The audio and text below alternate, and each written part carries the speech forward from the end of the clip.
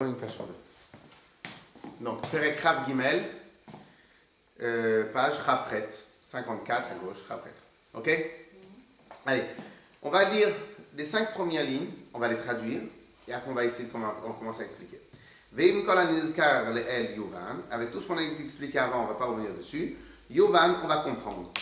Veivoir etev, et il sera mieux expliqué, il sera plus clair. Betosefet bio, avec plus d'explications. Ma she'amru bezohar deoraita vekucha brichu kulachat. Ce qui a été dit dans le Zohar. Alors, je vous rappelle qu'on l'avait vu la première fois, Perek Dalet, que dans le 4e chapitre, ou dans le 2e chapitre, le Rambam nous avait dit qu'Akadosh Baruch Hu, il est Hu Amada, Hu Ayodea, Hu Ayadua. Lui, il connaît tout, il sait tout, et pas dans une connaissance qui est loin de lui, mais une connaissance qui fait un avec lui. La Torah est la connaissance de Dieu, donc la Torah et Dieu, c'est un. Alors, rappelez-vous ce qu'on avait dit. Un des avantages que de dire que la Torah et Dieu, c'est un des avantages, c'est quoi, Madame Bilarman? Un des avantages de dire que Dieu et la Torah, c'est un. C'est quoi l'avantage? Un des avantages tout simple qui saute aux yeux. Ouais, mais bon, ça c'est pas le premier, c'est pas l'avantage le plus important pour nous, parce que même sur ce que les maîtres, les sages nous ont enseigné, on ne discute pas. Donc c'est pas l'avantage premier. La protection d'Hachem. Ok, c'est bien aussi, mais c'est pas l'avantage premier. Vous savez c'est quoi l'avantage premier? L'avantage premier, c'est lorsque je connais de la Torah, lorsque maintenant j'ai compris de la Torah. J'ai Dieu dans ma tête. Puisque ça, c'est la science de Dieu. Mais comme la science de Dieu, c'est pas juste quelque chose, c'est pas comme un tableau qu'on a fait, et que le tableau, il est à l'extérieur. Bon, le tableau, je l'ai pris à la maison. J'ai pas pris le dessinateur avec moi, j'ai pris juste le tableau. Ici, c'est complètement différent. Le dessinateur et le tableau font une seule chose. La Torah et Dieu, c'est une seule chose. C'est l'émanation de Dieu, même plus haut que l'émanation, c'est Dieu lui-même. C'est-à-dire, Dieu et la Torah, c'est une seule chose. Donc lorsque maintenant je comprends de la Torah, j'étudie la Torah, c'est pour ça que l'étude de la Torah elle est tellement importante. Lorsque maintenant j'étudie la Torah, je m'imprègne de la Torah, je m'imprègne de Dieu. De la même manière maintenant, on va aussi un peu travailler sur les mitzvot. De la même manière les mitzvot, on va voir tout de suite c'est quoi.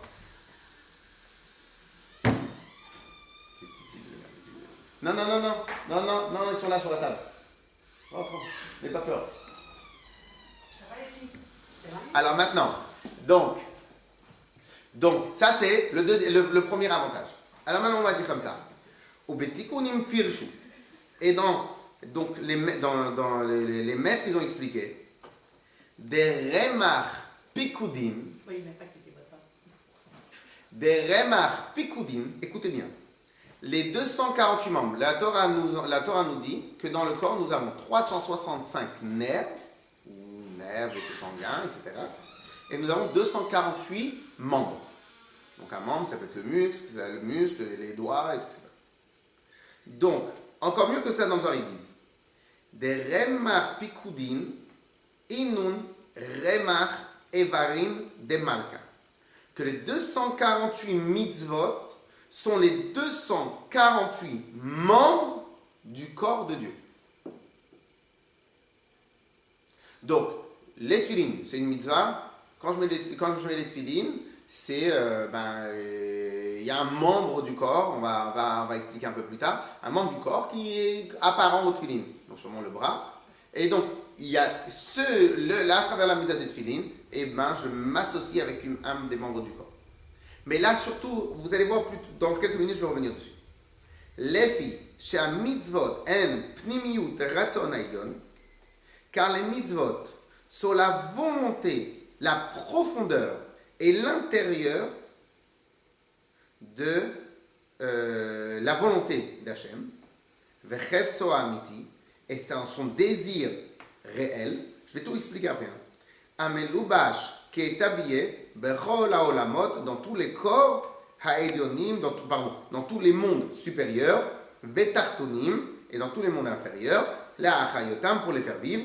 Alors maintenant, vous allez vous intéresser, vous allez bien écouter cette phrase-là. Une phrase que le rabbi ramène souvent et qui est très importante. Écoutez bien cette phrase-là.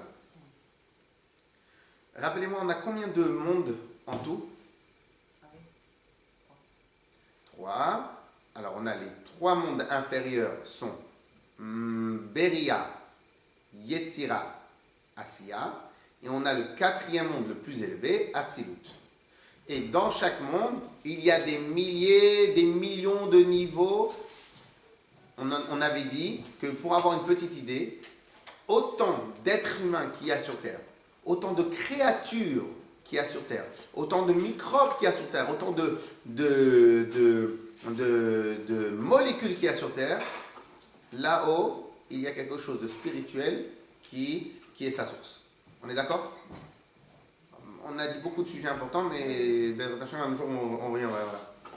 Et bien, en fin de compte, regardez bien la phrase qui nous dit qui kol chayutam, toute la vitalité de tous les mondes supérieurs, inférieurs, ce monde-là, toute la vitalité de tous ces mondes, veshfa'am, et toute leur influence, tout ce qu'ils reçoivent comme bénédiction, comme influence de Dieu, taloui, dépend bemaase a mitzvot shel atartonim kanoda.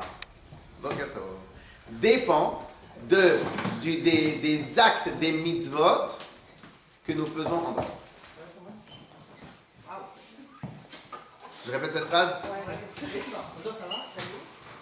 Ça fait plaisir. Vous soyez là.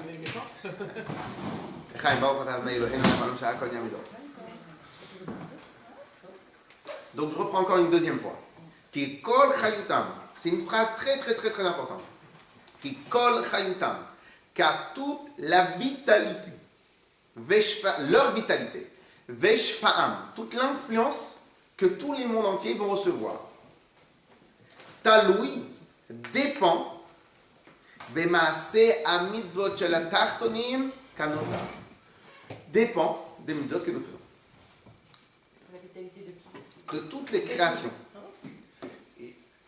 Et ce que je vais dire, c'est mignon, c'est comme ça, mais bien évidemment c'est plus profond. Il y en a qui disaient, en tout cas quand j'étais petit, ils disaient comme ça. Pourquoi maintenant Akadosh Baruch Hu, il a fait que le cycle de la lumière du soleil, ils sont en termes de cycle, c'est-à-dire que quand il fait jour chez nous, ailleurs il fait nuit. Comme ça, il n'y a pas un moment où tout le monde dort. Parce que s'il y a un moment où tout le monde dort et qu'on ne fait aucune mitzvah, tout est détruit. Quelque part, ça rejoint un peu ce lien-là. C'est-à-dire qu'en fin de compte, toute la vitalité de toute la création, de tous les mitzvot, de toutes les créatures qui existent, terrestres, célestes, de tout ce qui existe sur Terre, dans la création, taloui, dépend, bemaase a mitzvot, pas juste de la kavana de faire des mitzvot, l'intention de faire des mitzvot, mais bemaase a mitzvot, de l'action concrète des mitzvot. Tout cela, on va commencer à le voir plus précisément maintenant. Ok? Alors d'abord, on va reprendre. On a 3 sujets à comprendre aujourd'hui. Premier sujet à comprendre aujourd'hui, que les mitzvot sont le corps d'Hachem. Ça veut dire quoi ce truc-là? Ok? Deuxième chose, que les mitzvot sont la volonté, sont l'expression de la volonté profonde d'Hachem. Peut-être on peut y un peu mieux comprendre, mais ça veut dire quoi aussi que les mitzvot sont l'expression de la volonté profonde d'Hachem. Et troisième chose, qu'on va essayer un peu mieux de comprendre, ce qu'on vient de dire, que nous avons, tout dépend, toute l'influence qui existe dans toute la création dépend des mitzvot. Clair les 3 points qu'on doit voir? Donc point numéro 1, ça veut dire quoi? Que les mitzvot sont le corps d'Hachem. Point numéro 2, ça veut dire quoi? Que les mitzvot sont la volonté profonde d'Hachem. C'est l'expression de la volonté profonde. Et troisième point, ça veut dire quoi? Que tout dépend des mitzvot. Ok? Alors juste avant de commencer, j'ai une petite question à vous poser. D'après vous, combien y a-t-il de niveaux, pas seulement de niveaux, de compartiments, de niveaux différents dans la Neshama?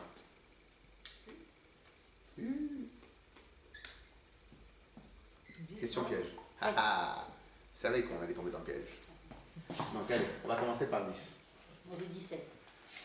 17. Allez, 26. Non, 7. Pourquoi 7? Je sais pas, ça me dit quelque chose, 7. Je l'ai entendu quelque part. Ça me dit les 7 nains, non? Ou alors 3. Blanche-Neige, moi je dis. Donc on avait dit, pourquoi 7? Parce qu'en vérité, les 10 forces de l'âme sont divisées 3 et 7. On est d'accord? Les 3 forces intellectuelles et les 7 forces de caractère. Mais, quoi qu'il arrive, c'est faux. 3. 3, faux aussi. C'est quoi? 7 tout court, c'est pas bon. Non, 7 tout court, c'est bon. Alors, là aussi, c'est un petit chidouche de la chassidoute. Il y a au moins, mais a priori, il y a au moins, mais a priori, il n'y a que ça, il y a 613 niveaux. Bravo. La dernière minute, il est sur le fil. Sur le fil, hein. J'ai gagné. Pourquoi 613 niveaux? Parce que chaque mitzvah elle a son niveau. Oui, mais là, on parle du corps. Pourquoi 613 niveaux? Parce qu'on a 613 membres. Ben, on a 600 traitements. Pourquoi? Parce que nous avons 613, non, nous avons 248 membres 365. et 365 nerfs, et etc. Nerfs et.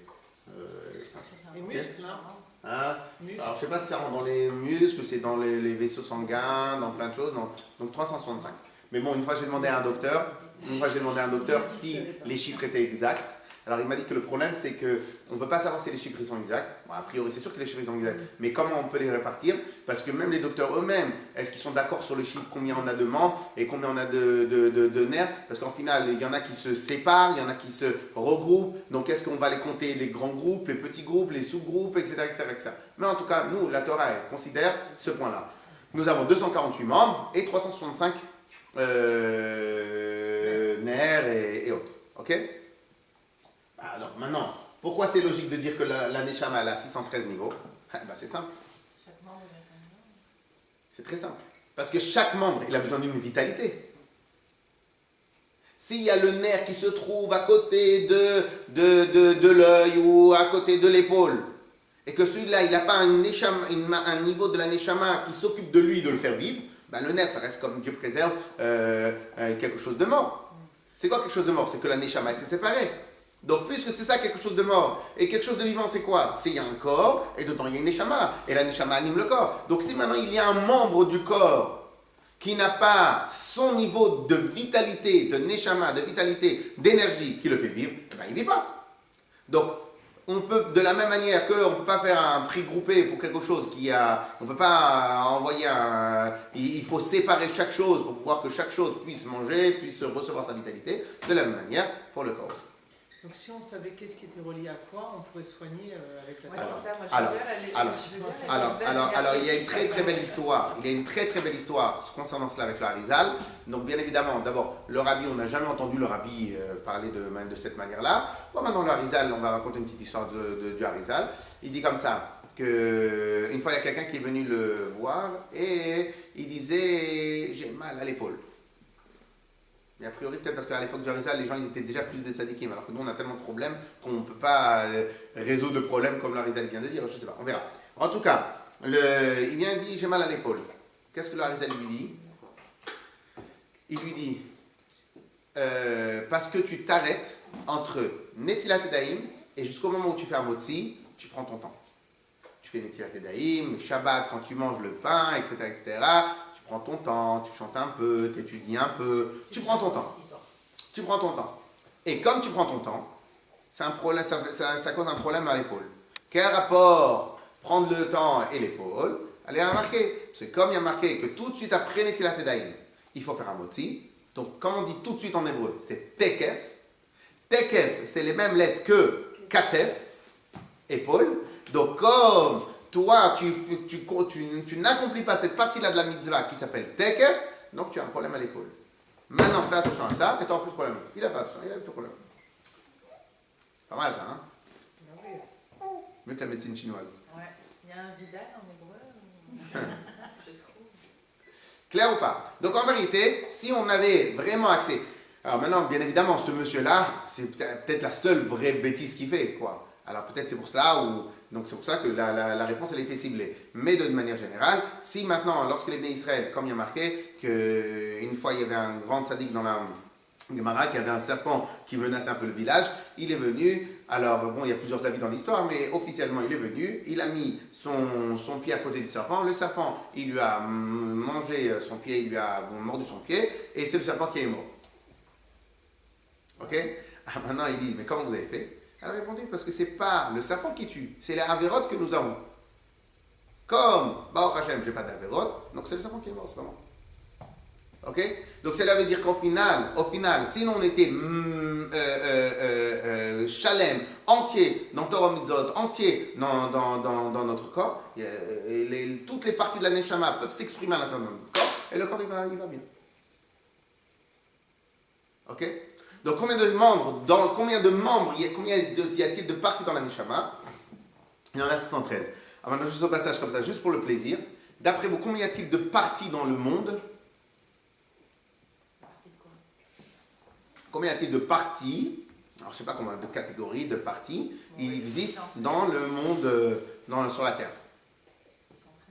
613. Combien y a-t-il de parties dans toute la création? 613. Pourquoi je dis qu'il y a 613 parties dans le monde? Parce que chaque partie, chaque parcelle de la création, elle a été fabriquée pour qu'on puisse faire les mitzvot. Ok? Donc automatiquement, c'est sûr et certain qu'il y a là autour de moi, quelque part, dans mon immeuble, là où je travaille ou n'importe, il y a une partie qui m'attend pour que je puisse faire une mitzvah. Ça sera Bezrat Hashem une autre fois. Ok? On commence, donc on est clair, on a 113 mots. Alors, j'avais déjà raconté cette histoire-là, parce que là c'est une révision du cours on avait déjà fait ce cours-là en partie. D'après vous, est-ce que Dieu aurait pu envoyer notre Neshama éventuellement dans un autre corps? C'est-à-dire, au final, est-ce que, lorsque Dieu il envoie la Neshama, est-ce que Dieu, il fait comme ça, Akadosh Baruch Hu, il y a l'ange qui arrive, il fait Akadosh Baruch Hu, Akadosh Baruch Hu, oh, cette année, là, on en a 10, là, de ce côté-là. Tu peux nous? Oh là, 10, mais j'avais pas prévu. Bon, Neshama, Reuven, Shimon, Levi, Yehuda, Issachar, Zebulun, Binyamin, Dan, Naphtali, plac, vous allez rentrer dans les corps. Allez, vite. Est-ce que ça se passe comme ça? Non, parce que c'est pour la réparation de... Bah, imagine maintenant qu'il a des bons calculs, il dit, bon, celle-là, elle a besoin de plus ou moins de réparation comme ça, donc on envoie tel et tel Neshama. Ou est-ce que, bon, vous avez besoin d'être réparé, bon, alors c'est bon, normalement vous aurez dû descendre demain, bon, vous descendez aujourd'hui, c'est pas grave. Est-ce que d'après vous, ça se passe comme ça? Pas du tout. Et pourquoi? Oui, et pourquoi? Ça peut ressembler à ça, mais je pense que malgré tout, c'est réfléchi. C'est bien sûr que c'est réfléchi. Mais est-ce que Non, c'est... pas qu'il y en a un livre. Moi, j'ai caricaturé. Mais est-ce que c'est comme ça ou pas? Alors maintenant, je vais vous raconter une petite histoire qui m'est arrivée personnellement. Ouais. Je fais pas le poids. Non. Alors, non.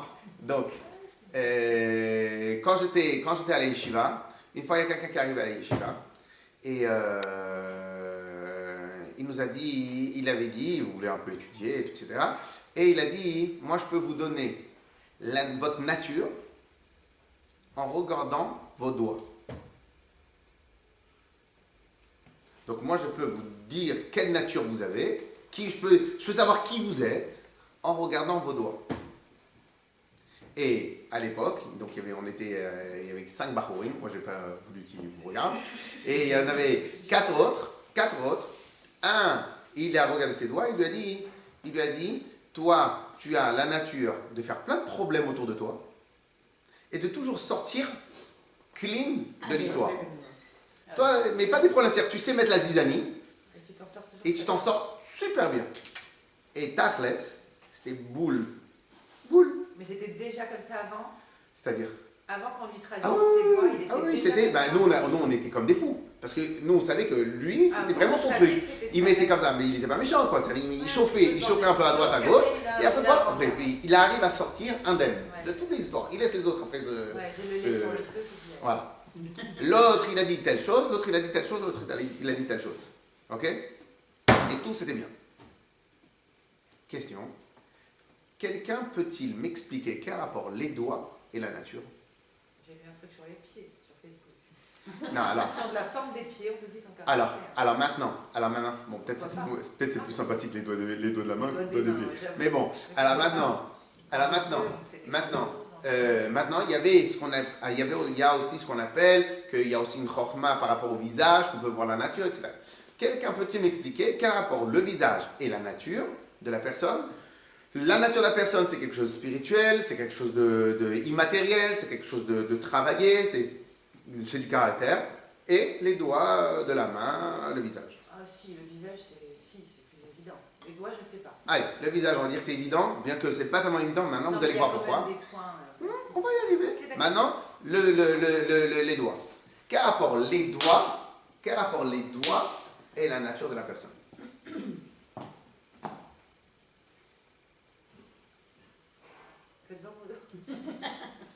Il vous a dit quoi sur vous? Il a pas été ciseaué. D'accord. Non, aucun rapport. Mais c'est un rapport avec la neshama forcément. Oui, mais le caractère d'une personne, c'est immatériel.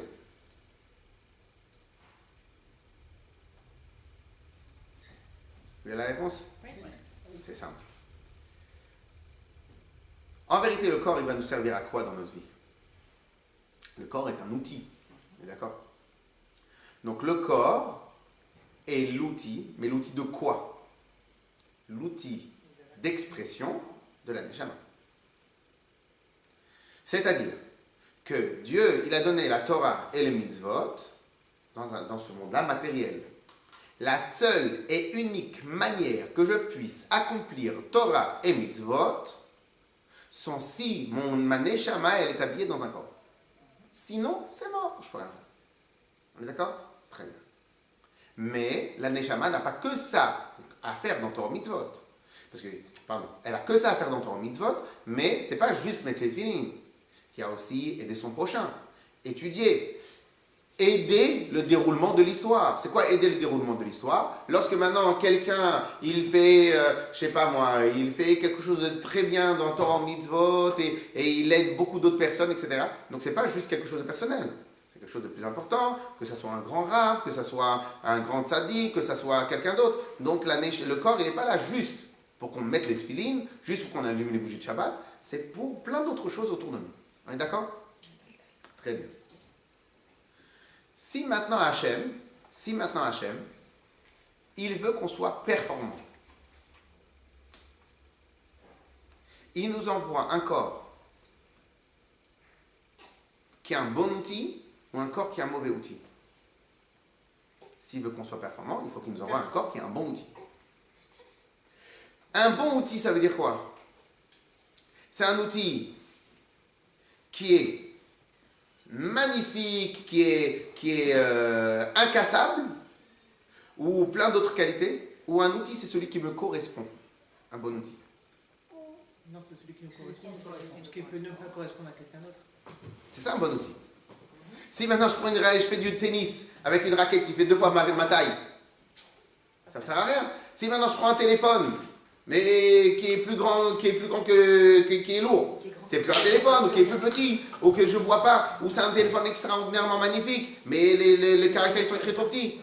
Donc lui, le téléphone, il est parfait, mais il ne me convient pas. On est d'accord? Par conséquent, si Dieu, il veut nous faire de notre corps l'outil par excellence, il faut que le corps, il soit comment?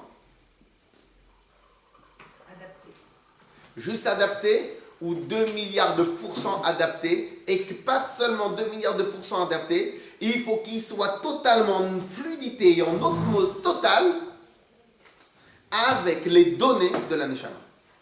Vous avez compris que c'est la deuxième réponse. Alors pourquoi il y a des gens qui se sentent mal dans leur peau? Exact. Et les trans, genre l'homme qui croit qu'il est dans les... Ouais, bon, ça c'est hors catégorie. Mais parce qu'ils n'acceptent pas, leur mission. Leur mission, ils n'acceptent pas leur Qui mission. n'accepte pas, le corps ou la neshama? Non, lui, le monsieur, les deux en même temps, il n'accepte pas sa mission. Il n'accepte pas sa Il mission. n'accepte pas le fait d'être homme. Imaginons maintenant que ces gens-là, mais imaginons maintenant que ces gens-là, sa vraie grande mission, quoi. Écoutez, imaginons maintenant que ces gens-là, parce qu'en fin de compte, moi je donne peut-être une réponse, mais je vous le dirai après, qui n'a rien à voir avec ça, ce que je vais dire. Mais imaginons maintenant que ces gens-là, ils ont peut-être, on va dire, une nature de femme. Ok? Mais c'est quoi une nature de femme? C'est peut-être la sensibilité féminine. Oui. Donc au final, si maintenant ils utilisent leur sensibilité pour aider les gens, je comprends. Mais pourquoi? Mais ils veulent pas. Eux, ils veulent aller au gré de leur plaisir. Ouais. Mais c'est pas que ça. Donc en fin de compte, t'acceptes une partie de toi-même, pas la totalité de toi-même. Donc on peut pas. Alors imagine maintenant que moi j'aime bien manger, alors il faut que je mange tout le temps. Alors il n'y a pas de limite. Imagine maintenant il y a quelqu'un qui c'est un bagarreur. Alors il faut qu'il cogne tout le monde. Donc, c'est Sauf que quoi? Mike Tyson, lorsqu'il frappe quelqu'un, Qui mange l'oreille. ouais, alors lui il va en prison ou autre chose. Il va en prison, on est d'accord? Mais pourquoi celui-là qui fait pire, il va pas en prison? Parce qu'en fin de compte, comme tout le monde est des fous, donc on croit que ça c'est moins pire que l'autre. Mais lui, si maintenant il cogne quelqu'un, il va en prison. Pourquoi? Parce qu'il a fait quelque chose de mal. Mais je comprends pas, c'est sa nature, il aime faire ça. Il aime cogner. Mais laisse-le tranquille. Ah non, je suis pas d'accord. Pourquoi vous n'êtes pas d'accord? Parce qu'il a impliqué quelqu'un d'autre, il a blessé quelqu'un d'autre. Et l'autre aussi, il a blessé quelqu'un d'autre. Non, la vérité, il a blessé personne. Mais si, il a blessé, parce qu'après, il n'y aura pas d'enfant. Imaginez maintenant la totalité de la planète, mais pourquoi? Parce qu'on ne ressent pas le problème. Imaginez maintenant la totalité de la planète, ils font comme eux. Eh oui. Qu'est-ce qui se passe? Il n'y a plus personne. Et ces mêmes fous qu'ils ont voulu aussi adopter des enfants. Mais ces fous-là, pour avoir un enfant, il faut bien qu'il y ait quelqu'un qui se comporte normalement. Et voilà. Donc ils sont complètement malades. Sauf que quoi? Comme il y a des intérêts politiques, des intérêts financiers, des intérêts tout ça, etc., etc., alors que lorsque maintenant quelqu'un de riche, il cogne quelqu'un de pauvre. Voilà. Donc c'est tout ça, c'est juste. Mais dans les deux cas, et si on interdit à quelqu'un de s'adonner à son plaisir, qui est de cogner les gens, l'autre va lui dire, non mais t'as le droit de t'adonner à ton plaisir. Ben non. Pourquoi? Parce qu'un, on va lui dire, il faut que tu te contrôles. L'autre, comme c'est plus fin, donc on va dire, ah non, tu ne peux pas te contrôler, c'est pas grave. Non, c'est pas ça la raison. Ok? Donc au final, en fin de compte, la personne, le Mike Tyson, il aurait dû accepter qu'il a une force particulière, et cette force-là, elle va aider à autre chose, qu'il aille à l'armée, qu'il aille continuer à faire des matchs, qu'il fasse des matchs d'exhibition pour amener de l'argent dans les caisses des gens qui ont besoin, etc., etc. Mais il n'accepte qu'une partie de son corps. Il accepte que la partie de son corps pour s'adonner à son plaisir ou de gagner de l'argent ou de cogner les gens, mais il n'accepte pas la partie de son corps pour peut-être entraîner des jeunes, être un exemple pour les jeunes, etc., etc., etc. Et alors les gens méchants, il y a des gens plus méchants que d'autres, c'est parce qu'ils n'ont pas utilisé leur force comme Oui, il fallait. parce qu'ils n'acceptent pas la mission que Dieu leur a donnée sur eux. Ou alors le fait de se contrôler. Ils n'acceptent pas la mission. Non mais La quelqu'un qui mission, tue, elle est- je parle même pas de bagarre, quelqu'un, un tueur, un violeur, un machin, c'est parce qu'il a été... David au-delà de Ameller, ses plaisirs. David Ameller, lui, il avait une nature comme ça, on dit de meurtrier, il était guerrier, mais vis-à-vis des autres d'Israël, il ne touchait pas un agneau, il ne faisait pas de mal à un agneau. Chanter. Ok? Donc, même les autres, les guerres qu'il faisait, c'était des guerres parce qu'il y avait besoin pour la survie de son peuple. Mais c'est-à-dire qu'au final, quelqu'un qui n'accepte pas sa mission, eh ben à la fin, eh ben il fait n'importe quoi. Alors peut-être que les gens qui sont mal aussi dans leur peau, c'est aussi ce principe-là. C'est qu'il y a un moment ou un autre, ils n'acceptent pas leur mission. Je vous donne un exemple. Il y a des gens que toute leur vie, ils ont changé de travail. Pourquoi ils ont changé de travail? Parce qu'ils ne sont pas bien. Mais arrête de dire que tu n'es pas bien. Commence à exceller ici. Une fois que tu as excellé, alors tu vas passer automatiquement au niveau supérieur. Et ils veulent faire plein de choses, et au final, ils n'arrivent jamais à rien. Il y a un moment où on doit accepter qui on est et accepter d'avancer avec ces données-là. Et c'est comme ça qu'on peut les... Et c'est comme ça, et pire, c'est comme ça qu'on avance. Bah oui. J'ai une question. Si on dit que la mission, elle est livrée avec l'aneshama, les outils, le caractère, la personnalité, tout est C'est une prévu. box. C'est un C'est un Neshama forfait. box. Neshama box. La box Neshama, d'accord. À quel moment on sait quelle est notre mission? Alors ça après. C'est- Ça après. Je l'ai déjà dit 10 fois. Je l'ai déjà dit 10 fois, mais... J'étais pas là. Non, mais c'est pas grave. On pourra le répéter sans aucun souci. Juste au terme, parce qu'on est en train de... D'accord. Ok. Alors maintenant. Donc, pour que la Neshama elle puisse faire son travail, il faut quoi? Il faut que la Neshama ait l'outil qu'il lui faut. Par conséquent, Akadosh Baruch Hu, il est obligé de faire une Neshama qui va totalement être la suite logique ou qui va être fabriqué, qui va être dessiné pour cette Neshama. S'il a une Neshama de Gvura, le corps il doit suivre un peu dans la fermeté, dans la Gvura. Si maintenant l'autre il a une Neshama de Chesed, son corps il va suivre dans le Chesed. Mais pas simplement son corps de manière générale, jusqu'à ses doigts de pied, jusqu'aux marques de son visage, jusqu'à la forme de son visage. Il faut une personnalisation totale. Pas si c'est une personnalisation industrielle, une personnalisation totale. C'est pour ça que tout à l'heure, dans l'exemple que je vous ai donné, pas seulement que j'ai caricaturé, c'est faux.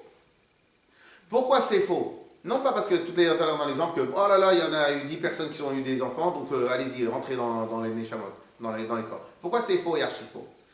Parce que, en dehors du fait qu'évidemment, Kadosh Baruch Hu, il ne fait pas la louche, mais c'est qu'au final, à la base, lorsque la Kadosh Baruch Hu, il a dit à tel Neshama, tu vas descendre dans tel corps, il faut qu'Akadosh Baruch Hu lui prépare pendant 9 mois le corps.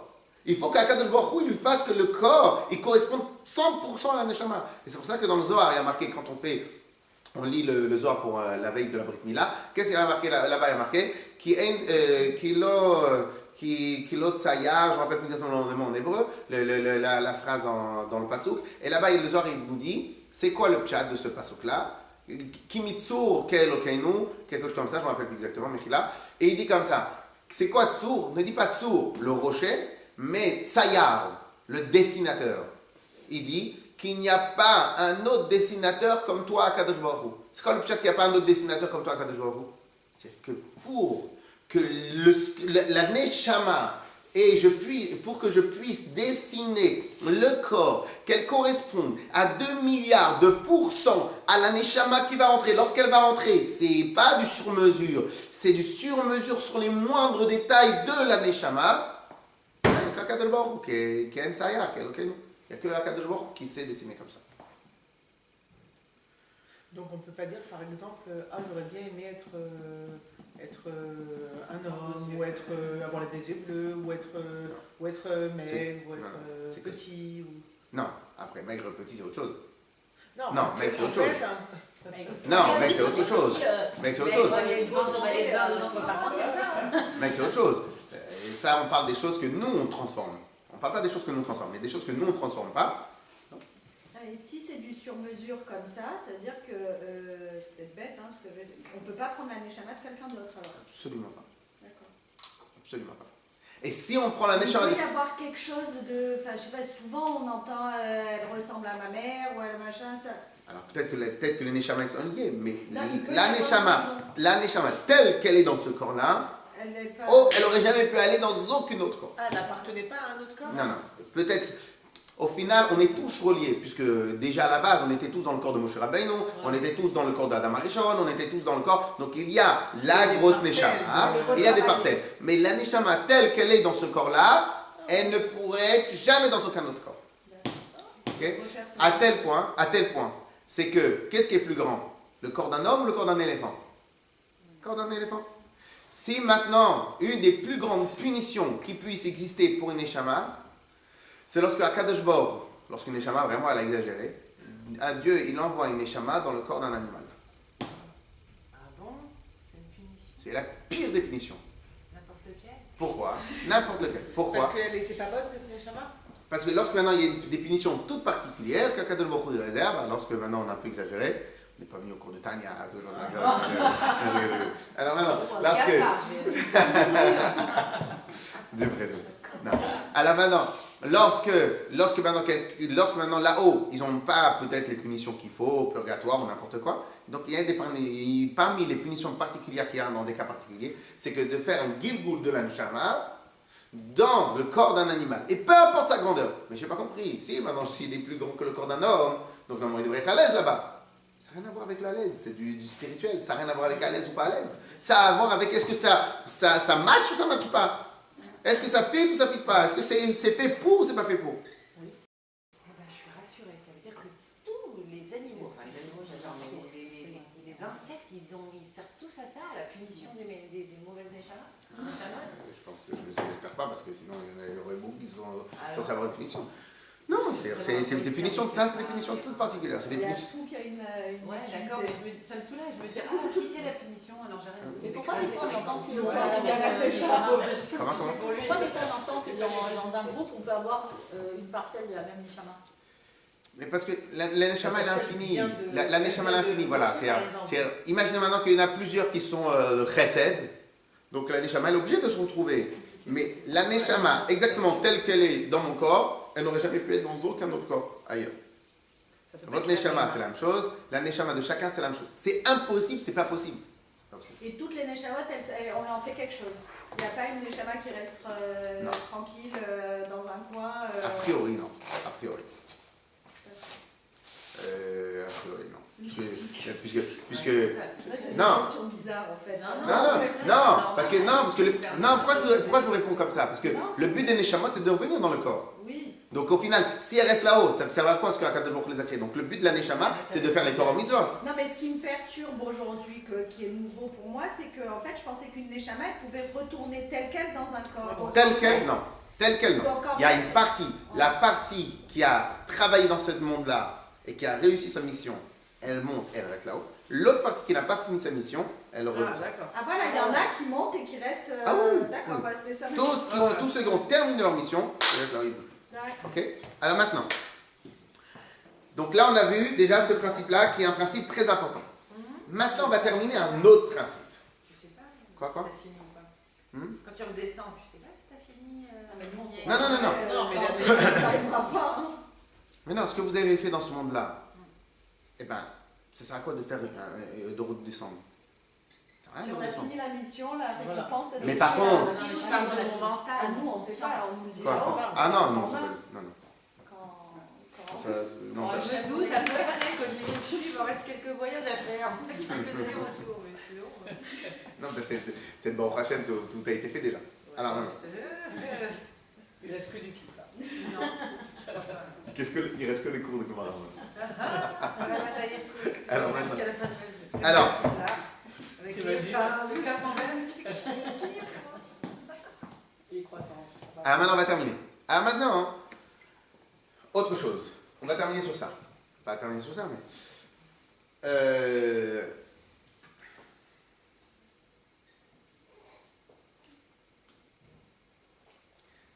Alors maintenant,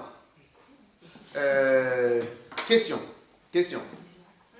Pour que Hachem, il dessine le corps par rapport à la Neshama, il faut que ce soit un dessin de surface ou il faut que ce soit un dessin on ne peut plus profond. J'espère que ça répond à la surprise. C'est-à-dire qu'au final, Dieu il doit rentrer dans l'image générale de la Neshama, dans les détails, dans le général, dans les détails. Mais là, vous parlez du physique ou même de physique Neshama, c'est et pas- intellect. La Neshama, c'est le spirituel, et le corps, l'intellect, tout le corps, et il a été fabriqué sur mesure. Maintenant, la question, c'est le sur-mesure, c'est quoi? Ben, le sur-mesure, c'est-à-dire que, en fin de compte, Akadosh Baruch Hu, il est parti, cette Neshama-là qui doit descendre, et il est parti sonder la Neshama sur un scanner qui sonde chaque parcelle, chaque millimètre, chaque détail, chaque molécule, si on peut dire comme ça, de la Neshama. Il prend toutes les données de la Neshama, et par rapport à cela, il va venir et il va prendre le corps, et il va faire en sorte que chaque molécule du corps corresponde à chaque molécule de la Neshama. On est d'accord? Parce que 613, c'est en gros, mais 613 après, il y a 1 centimètre, 1 millimètre, 1 millimètre, 1 millimètre. Donc chaque parcelle des 613, elle est encore subdivisée au nombre de molécules, etc. Parce que sinon, s'il y a une molécule qui ne vit pas, ben, elle ne vit pas, il faut bien qu'elle vive. Mais vous avez dit que les caractères, tout ça, il n'y avait rien de inné. Et là, ça se contredit un Oui, petit peu. non, ça ne se contredit Non. pas. Mais même de la manière comment on réfléchit, vous n'allez pas réfléchir de la même manière que moi je ne vais pas réfléchir de la même manière que madame, Et ça, c'est etc. la etc. Neshama qui C'est-à-dire correspond. qu'au final, à la base, comme j'ai un travail à faire dans ce monde-là, donc Akadosh Baruch Hu m'a envoyé avec tel Neshama, cette Neshama-là, elle a déjà pas son mode de réflexion, mais sa tendance de réflexion, Ah d'accord, c'est des Sa tendances. tendance, en tout cas, elle a été fabriquée. Un diamant, c'est le matériau le plus dense sur Terre. Alors, c'est la chose la plus magnifique. Ça dépend pourquoi. Si tu veux faire une casserole et faire à manger, ça sert à rien, un diamant. Ok? Donc cela veut dire on a tous chacun une tendance, une manière d'être. Que cette manière-là d'être, c'est pour une mission. Et par rapport à ça, je réfléchis. Après, il y a des choses on peut être 1 million de personnes à revenir et être d'accord sur deux des grands principes, mais après, dans les détails, on ne va pas tous être d'accord, etc. Donc ça s'adresserait plus aux 7 traits de caractère. Non, ça dépend, parce que même la tête, elle est... Oui, elle alors est, au elle 10. est même au 10 niveaux de la Neshama, on a... Si par exemple, ma Neshama, moi, elle est de Chesed et de Netzach, ok? Netzach, c'est une subdivision de Chesed, une sous-division de Chesed. Donc, si ma Neshama elle vient de Chochma et de Netzach, et qu'il y a quelqu'un d'autre qui est Gvura et Netzach, c'est impossible qu'on réfléchisse exactement de la même manière. Dans les grandes lignes, oui, mais dans les petites lignes, non. Alors, peut-être dans les grandes lignes, on ne va pas avoir la différence, mais dans certaines autres choses, certaines autres manifestations. Exactement. Mais, en tout. Donc, cela veut dire, pour revenir, donc, il est évident que la manière comment Akadosh Baruch Hu, il a dessiné le corps, c'est une manière qui ne va pas juste dans les détails. C'est qu'il va exprimer. Mais elle va exprimer quoi? Donc, au final, le corps, il va exprimer quoi? Le but de la Neshama. Bien. Le but, quoi d'autre? Il va exprimer quoi? Le but, c'est déjà une bonne réponse. Je voudrais qu'on étoffe. La mission, oui. Très bien. C'est très bien. Ça, c'est la réponse, oui. Le corps, les traits de caractère.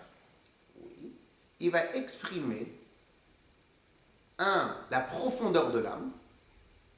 Il va exprimer la mission pour laquelle cette profondeur de l'âme a été créée. Le corps va être là pour exprimer la volonté profonde de cette Neshama. La volonté profonde, l'être profond, la vraie réalité de cette Neshama. On est d'accord? Puisqu'au final, il a été fabriqué pour ça. Déjà, le corps, c'est un outil. Si maintenant, moi, je veux prendre un marteau, je suis un bûcheron, on me donne une hache, mais l'hache, ça fait la moitié de mon corps. Je ne peux pas travailler avec ça. Il faut que ce soit une hache adaptée à moi. De la même manière, là, le corps, c'est une expression d'un Neshama. Il était venu pour que le corps est là pour être un outil d'un Neshama. Mais comme c'est un outil parfait, il faut que le corps soit l'outil parfait de la Neshama. Donc, il va aider la Neshama à manifester ou à accomplir sa mission. Mais de quel niveau? Cela veut dire que le corps va être l'expression de quoi? De l'être profond, de l'être de la Neshama, de l'essence, on va dire peut-être l'essence, c'est mieux, l'essence de la Neshama, de sa mission, c'est le pourquoi il est là. C'est pour ça qu'il y a des têtes de gens sévères, de gens gentils, de gens... Mais si par exemple la personne, pas au Rabat. 120 ans. Donc, c'est quoi? Ça veut dire quoi? Maintenant, quelqu'un qui a une nature dure, de méchant, lui doit travailler sur sa nature-là pour réussir à prendre toutes les bonnes qualités qu'il y a de quelqu'un de méchant, de rigoureux, et de les utiliser pour là où il va. En fait, il ne faut pas changer sa nature, il faut juste l'amener à bien. Exactement. Ok? Si maintenant je prends quelqu'un... Ça veut dire que quelqu'un, il doit savoir qu'il a des trucs à faire. Ah tu sais ce que tu as à faire sur toi quand même. Ah bon? Plus ou moins. Un instant, je termine. Il y a des gens qui sont... Ne vous battez pas tout de suite. Attendez, je termine. Mais on sait ce qu'on a à faire. Par exemple, si je suis trop sensible, je sais qu'il faut que j'arrête de Quelqu'un qui est trop dur, qui est trop machin, il est très content d'être comme ça. Non, je pense pas. Non, mais il faut qu'il utilise sa nature dans le bien. Donc cela veut dire que quelqu'un... Et si maintenant, il n'a pas utilisé sa nature-là pour le bien, automatiquement, ça sera quelqu'un qui est tourné vers lui-même, quelqu'un vit tourné vers lui-même, vous n'allez pas le mettre hôtesse de l'air ou hôtesse d'accueil.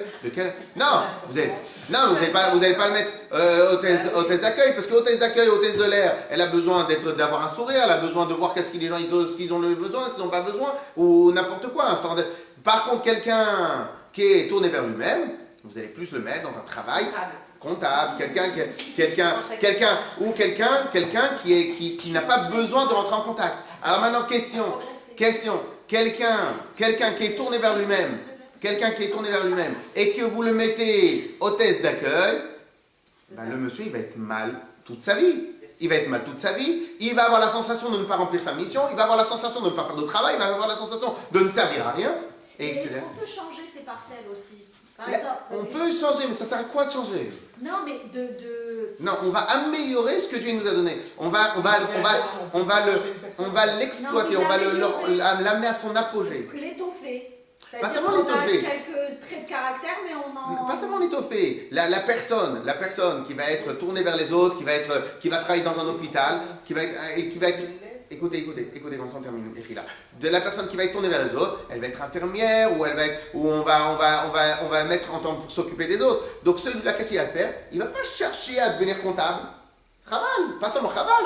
Alors juste je termine et vous me dites si c'est pas ça. Et donc, qu'est-ce qu'il va devoir faire? Il va devoir s'améliorer non-stop tout au long de sa vie pour savoir mieux percevoir le besoin des autres. Donc c'est pas qu'il va juste s'étoffer. Son travail à lui, c'est d'arriver au maximum, et d'abord comme il n'y a pas de maximum, donc de tout le temps être en évolution, dans son art à lui, dans son domaine à lui, et c'est ça sa mission. Je clôture. Donc, le corps, vous êtes d'accord que le corps va être de facto l'outil par excellence, l'outil parfait, l'outil de perfection pour l'expression de la Neshama. On est d'accord? Très bien. Si c'est comme ça pour notre corps à nous, ça va être automatiquement comme ça pour les mitzvot. Puisque les mitzvot, on a dit que c'était le corps d'Hachem. Alors ça veut dire quoi que les mitzvot sont le corps d'Hachem? Et bien en final, Akadosh Baruch Hu, ça va être la même logique. Akadosh Baruch Hu, il a une volonté. Une volonté. Pour que cette volonté, qui est spirituelle, si on va dire, elle s'exprime, il faut qu'elle puisse s'exprimer dans quelque chose de clair, palpable, matérialisé, etc. On est d'accord? On est d'accord? Très bien. C'est quoi? Alors c'est quoi les mitzvot? Sont l'outil, sont l'expression de la volonté d'Hachem. Ça, c'est donc l'expression. Donc l'expression de la volonté. Alors, pardon. Et l'expression de la volonté d'Hachem. De la volonté d'Hachem est égale les mitzvot. Mitzvot. On est d'accord? Donc en fin de compte, c'est ça le corps. Le corps, à quoi il nous sert? Le corps, il sert à ce qu'on puisse exprimer, laisser la Neshama s'exprimer. Donc l'expression de la volonté d'Hachem, c'est les mitzvot. Maintenant, on a dit tout à l'heure que c'est pas juste comme ça. On a dit que les mitzvot sont le pnimiyut. Regardez la quatrième ligne. Son pnimiyut ratzon elyon vechevtso amiti. Son pnimiyut, l'intériorité, l'intériorité, ratzon haelyon, de la volonté supérieure, vechevtso haamiti, et le désir émet de Dieu. Ça, c'est les mitzvot. Mais pourquoi tellement de mots extraordinaires pour qualifier les mitzvot? Ben, c'est simple. De la même manière que le corps, c'est l'expression de quoi? De l'être, de l'essence, de la mission, du vrai contenu de la Neshama. Ben, de la même manière, les mitzvot vont être l'expression de la volonté d'Akadosh Baruch Hu, et ça va être la traduction parfaite de la volonté d'Hachem. Donc, en d'autres termes, Dieu jamais de la vie, il aurait pu exprimer sa volonté de mettre les tefilines par une autre chose que des tefilines. Parce que les tefilines vont être l'expression par excellence de l'amour de la chaîne qui est liée avec les tefilines. Et je termine un dernier point, parce que ce cours-là, même la première fois qu'on l'a donné, il est riche parce qu'il y a plein de choses très importantes. Alors maintenant, question.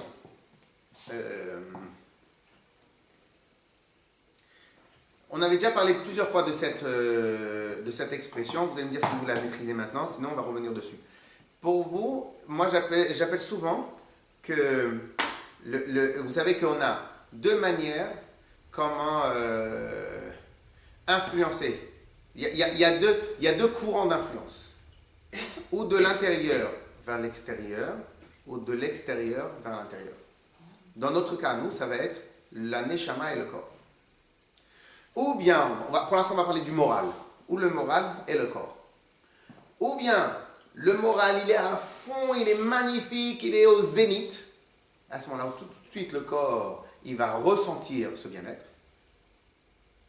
Ou bien, sens contraire aussi. C'est quoi le sens contraire? Déprimé, Non, parce que là c'est toujours le moral. Ou bien, alors pardon, dans le cas number one, dans le premier cas, lorsque le moral il est très très bon, est-ce que ça existe que j'ai le moral très très bon et que je suis comme ça? Non. Donc, le moral excellent va me donner une posture droite, en forme, assurée de mes pas, etc., etc. Très bien.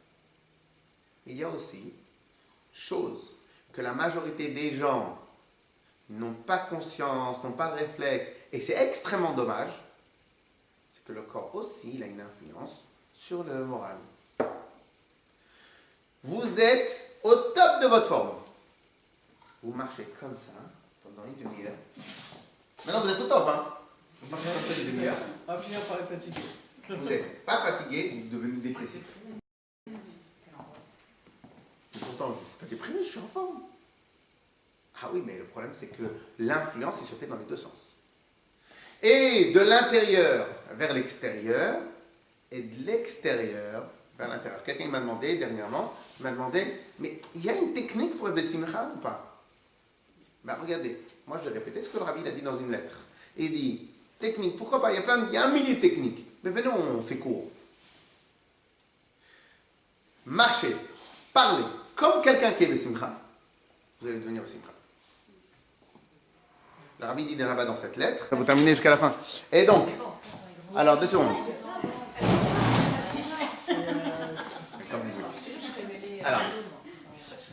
Alors, venez, on termine. Alors maintenant. Quelqu'un qui n'a pas le moral, mais qui s'efforce, hein, Et ça va toujours happy face et tout, et ben ça. Exactement. À condition d'aller quand même soigner ce qui t'a rendu tordu. Non, pourquoi pas? Sinon j'ai plus de boulot. Mais non, parce que les gens, ils savent pas marcher comme Bessimcha. Il y en a qui croient que marcher Bessimcha c'est juste les pieds. Il faut tout le reste. Ouais. Après, vous pouvez leur apprendre aussi à faire comme ça. Maintenant donc,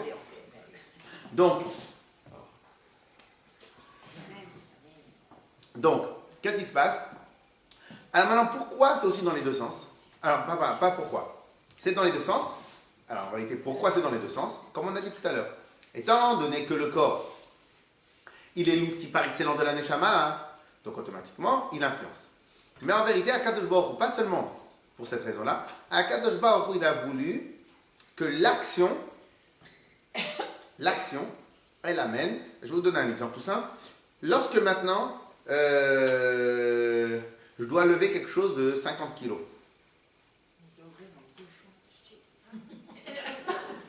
Voilà. Dites ouvrir le bouchon. On a plus de force. Lorsque maintenant je dois lever quelque chose de 50 kilos.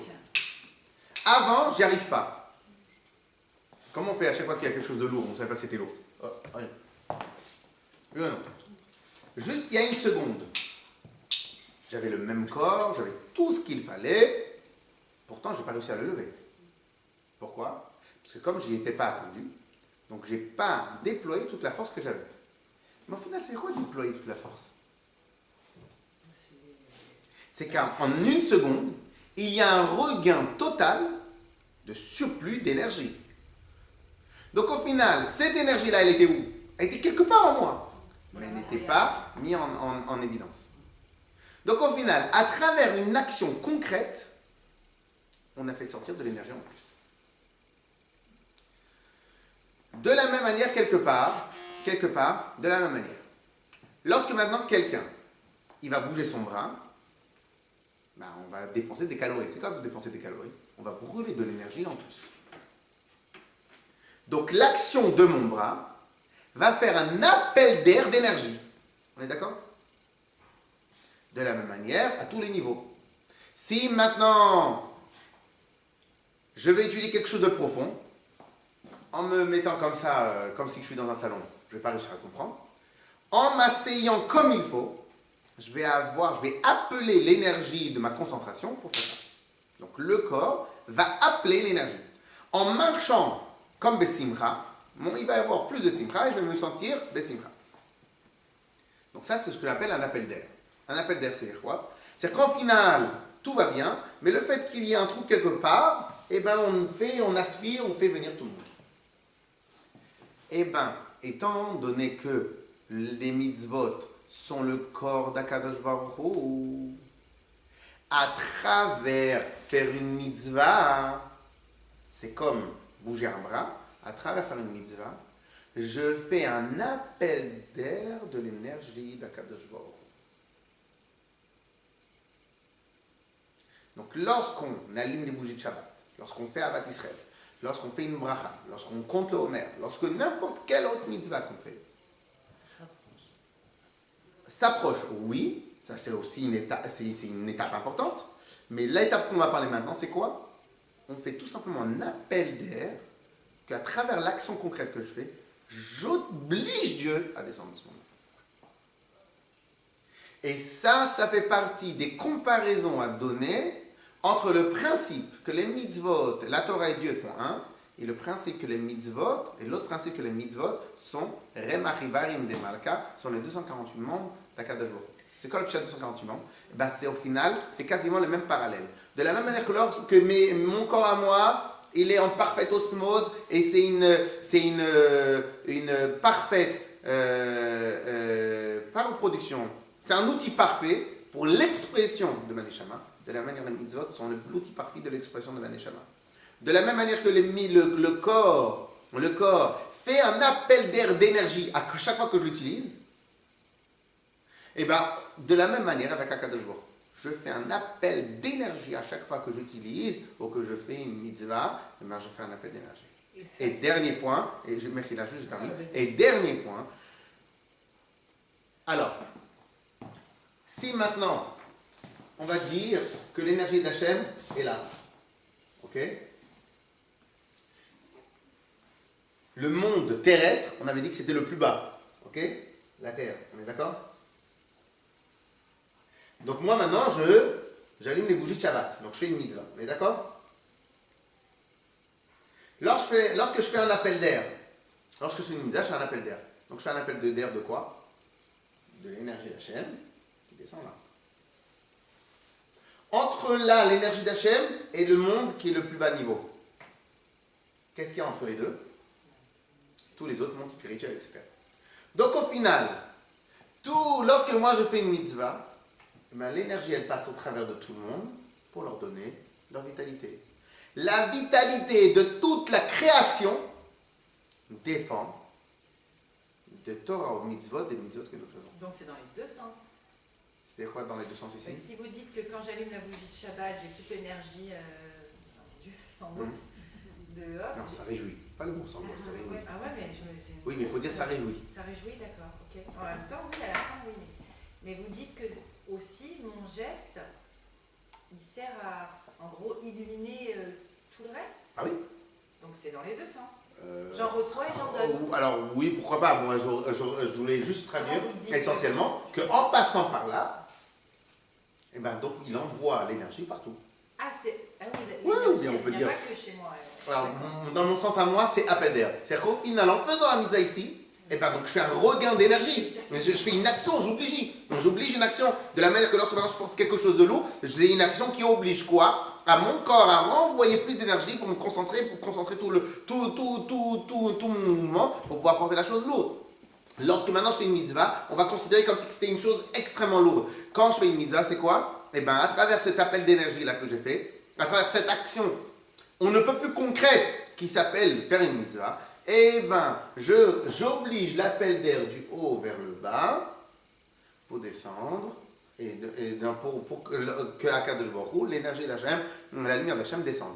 Au passage, comme il est obligé de passer par toutes les étapes, je ne peux pas apporter quelque chose avec mon bras si maintenant je dis, ah non, pour aujourd'hui, le muscle de droite, tu ne l'utilises pas. Mais non, le corps, il est fait pour que ce soit fluide. Donc tout le corps en même temps, il va être utilisé. Donc de la même manière, pour que ça arrive ici, l'énergie jusqu'en bas, il faut bien que ça passe par tous les niveaux. Sinon après, c'est n'importe quoi. Il y a seulement dans des cas exceptionnels que ça passe peut-être pas dans les niveaux. Et encore, je ne sais même pas. Donc c'est obligé de passer par partout. Donc l'énergie de toute la création dépend de nos actions de mitzvot. Et faire descendre Hachem dans notre bras. J'ai terminé le sujet, si vous voulez. Hein? Faire descendre Hachem dans notre bras, c'est nous donner de l'énergie à ce moment-là. Ben, c'est même pas de l'énergie, c'est de l'énergie atomique. Le seul problème, c'est que tant que Mashiach il vient pas, on n'arrive pas à ressentir ce principe-là. Ah, d'accord. La réelle vision de cela, on l'aura lorsque Mashiach sera là. De voir cette énergie-là, de voir Hachem Razak.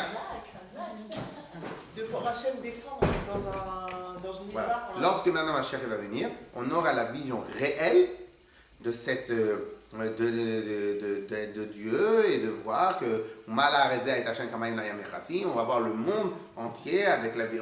On va voir Kadosh Baruch Hu.